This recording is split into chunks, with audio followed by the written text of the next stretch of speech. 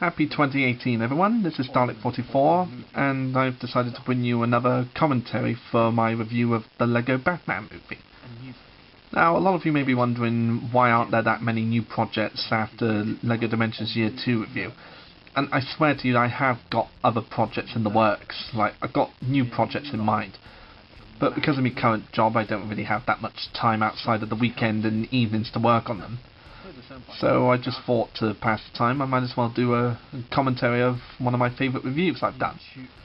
And that review being on the LEGO Batman movie. And with this intro, of course it was inspired by the opening titles for the LEGO Batman movie, where Batman, played by Will Arnett, just talks over the opening titles, like what you'd see in an important movie, like a black screen, edgy music, and logos, and whatnot. And this image of the suspension bridge in Bristol was really to sort of remind people that I live in Bristol, like Bristol's my hometown, and I just wanted to show something Bristol-y. And when I came up with the words never cruel or cowardly, never give up, never give in, that was of course inspired by a speech in Doctor Who, The Day of the Doctor. And because I'm a fan of Doctor Who, I thought might as well use that, since it was one of the greatest speeches in Doctor Who's history. And I'm gonna say, when I was editing, I wasn't really sure whether to keep the original Dalek44 reviews intro in there, or you know, just not use it entirely and just keep the LEGO Batman movie referenced intro in. But in the end, I just decided to use both intros, and I think it works really well. If I'm very honest, I think it works really well. And here with me wearing my TARDIS bathrobe, it was actually a reference to how Batman likes to wear a smoking jacket at night time when he gets back from fighting crime while still wearing his mask. And here I just decided to use the TARDIS bathrobe and my sunglasses because I like wearing my shades. And the little speech I did about me talking about the LEGO movie and people screaming "Ah!" during it, that was a reference to the Nostalgia Critic's review of Superman the Animated Series when he asked the audience if he talked about the Batman the Animated Series before, and he gets like a angry screaming reaction to it since he talked about it a lot in his episodes. And I just thought I'd do the same for here, because I have talked about the LEGO movie countless times in my review series. So just thought it'd be fun to make a reference to the Nostalgia Critics mentioning of Batman the Animated Series. Ah, that's a good orange squash. And the LEGO Batman movie was one of those films that I went to see like more than once in the cinema. Like, I've seen it once with my parents, and I've seen it a couple of times with a few friends in the cinema. And of course I was going to get it on Blu-ray, because since I got the first LEGO movie, I was obviously going to get the LEGO Batman movie after I saw it in the cinemas. And I went into that cinema like expecting it to be as good as the first LEGO movie, and to my surprise it was. And yeah, out of all the LEGO movies that have come out so far, from the LEGO movie, the LEGO Batman movie and the LEGO Ninjago movie, the LEGO movie in my opinion is the best one, and the LEGO Batman movie is the second best. And it just makes you wonder what other LEGO franchises are going to be put on the big screen for the LEGO movie franchise. And I may have talked about which ones I probably want to see on the big screen in the future, like with which LEGO franchises could be made for a movie. And I still stand by the thing that I want to see LEGO Doctor Who on the big screen. But whether that'll happen or not will depend on whether or not the BBC will give Warner Brothers the rights to use Doctor Who in their big screen franchise. And I honestly think it is possible, because they used Doctor Who in LEGO Dimensions, and they had the TARDIS set from LEGO Ideas. So a Lego Doctor Who big screen movie is possible as long as they could get the rights to it from the BBC. But they obviously must have gotten the rights from the BBC and Terry Nation's company to use the Daleks in the Lego Batman movie. You know, when I first saw all the original trailers for the Lego Batman movie, I was already hyped to go see it, and before they showed the trailers with the Joker, I was really eager and keen to see what the Joker would look like, because he'd been played by several actors and had different appearances that were like the comic book, but sort of added their own thing. And I was really keen to see what the Joker was going to look like. Oh yeah, and here's some references to the Batman movies that came out before this one. and it's really funny because when they showed some of these ones in the trailer, in one of the trailers when they did that scene, they actually showed some actual footage from Batman vs Superman Dawn of Justice rather than the Lego versions you see in the final film. And the only actual original footage that made it into the final cut was the bat nipples from Batman and Robin. And I was quite surprised by that, because I just assumed they were gonna... Because from seeing the Lego versions of the other movies, I thought they were just gonna like do bat nipples made out of Lego bricks or something like that. Or a close-up of a minifig's torso. But they actually showed the original picture of George Clooney's bat nipples, as well as the original clip from an episode of the Adam West TV series. I'm really glad they did that. It just adds to the humour of the joke. And what was I going to say before that came out? Oh yeah. With the trailers, I was already hyped to go see the movie. And then when they revealed a trailer with the Daleks, my hype went up to like over 9,000, as Vegeta from Dragon Ball would say. Yeah, the hype for the movie just went up a lot more when I saw the trailer with the Daleks, because I never expected to see the Daleks in Batman. And at one point I was like, fuck yeah and all that, but at the other time I was thinking, like, why are they in Gotham? Like, how are they going to explain the Daleks in Gotham? But then I remembered how most of the franchises got together in the first movie and believed it, because it seems possible that other franchises could visit Gotham in this world, since they came together in Cloud Cuckoo Land and Bricksburg in the first movie. Sorry, I have to take a sip of drink every now and then when I'm recording. And with the Lego Batman movie, I love the fact that they made Barbara Gordon an older woman and like of African American origins. It's just a nice, different approach to the character, and it makes the romance between Batman and her more understandable, like more believable than it would have been in the animated version of The Killing Joke. Because in the original Batman, Batgirl was sort of like a college student, but here they made her a middle-aged woman, like probably in her early 30s or early 40s or something like that. So because of that, the romance in this movie is believable. And when they showed Alfred in one of the teaser trailers, I immediately recognised Ralph Fiennes' voice. Because Ralph Fiennes has quite a sophisticated voice when he plays the right character. And and of course I talk a lot about the Joker in this movie.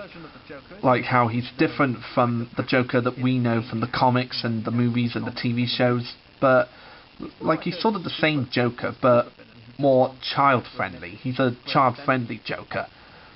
Like a Joker who can't kill because it's a kids' movie. And like in the opening scene where he hijacks the plane and chucks one of the pilots out of the plane, he was nice enough to give that pilot a parachute before throwing him out of the plane. Yeah, that's just hilarious, because you wouldn't expect the Joker to give someone who he's going to fire out of a plane a parachute. Yeah, it's just a really nice touch to this child-friendly Batman movie. And with the Joker in this movie, I love the fact that they gave him fangs rather than plain teeth like all the other characters have. It just makes him look very cartoonish, sort of like the Joker from the Batman animated series from the early 2000s, because his teeth are very cartoonish. But in the Lego Batman movie, they just upped the cartoonishness of him by giving him fangs. And I think that's really a nice touch for this version of the Joker, just randomly giving him fangs. And when I first saw a minifigure of the Joker with the blue outlines underneath his eyes, I originally thought that those were tears, but it turns out that that's actually part of his face. Like, I'm not really sure what the blue fins underneath his eyes are supposed to be, but I just know it looks cool. And the scene with the Joker and the pilot talking to each other about like how the pilot should be terrified but isn't because he knows that Batman's going to stop him. And then they go into some of his forward attempts. Like the two boats was a obvious reference to the Dark Knight trilogy. Like when the Joker gave two boats a detonator that would blow up the opposite boat.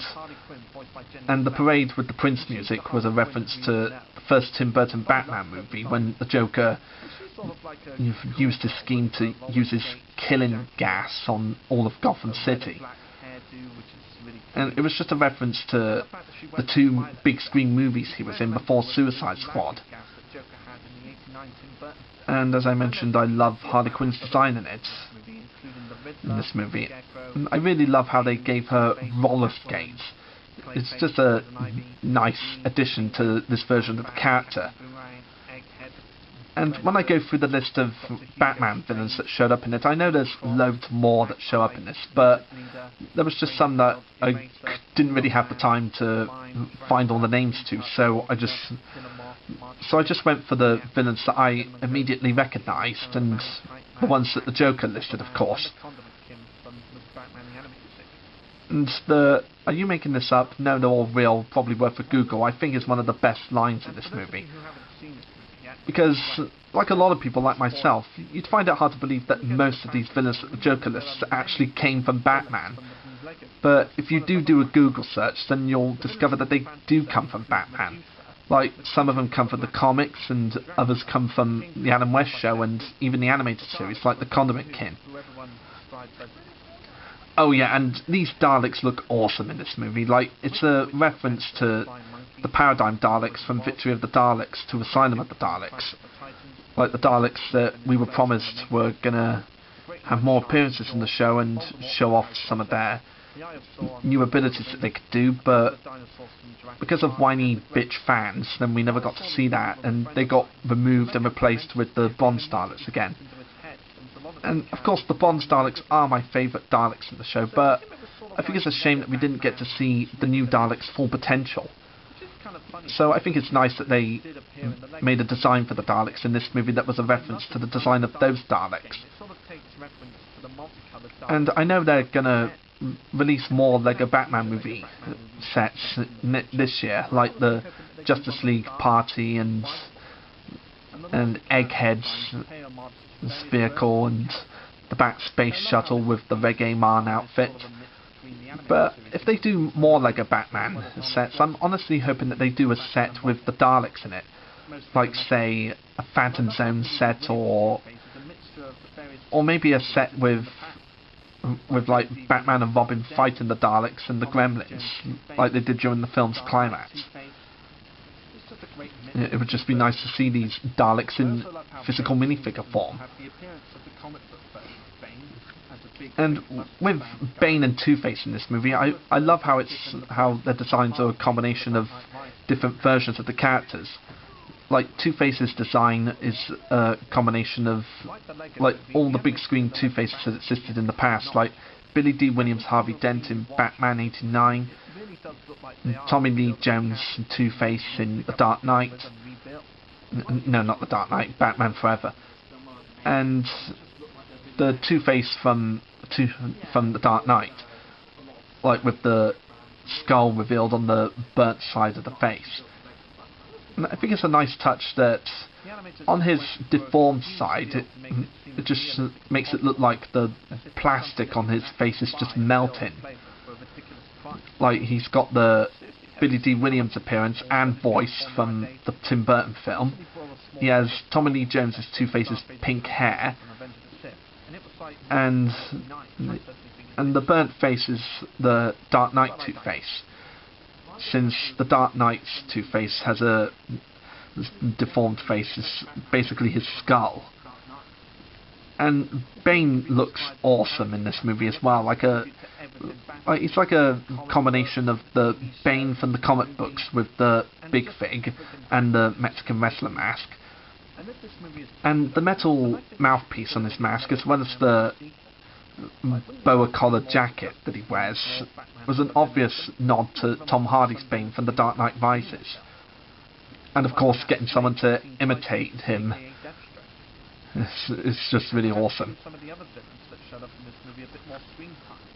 And even like about a year after making this review, I still hope that they'll make a Lego Batman movie sequel with more time devoted to some of the other villains like Two-Face and Mr. Freeze and whatnot, and also to introduce some of the other villains, like perhaps do references to the original Teen Titans show from the early 2000s with Slade, aka Deathstroke.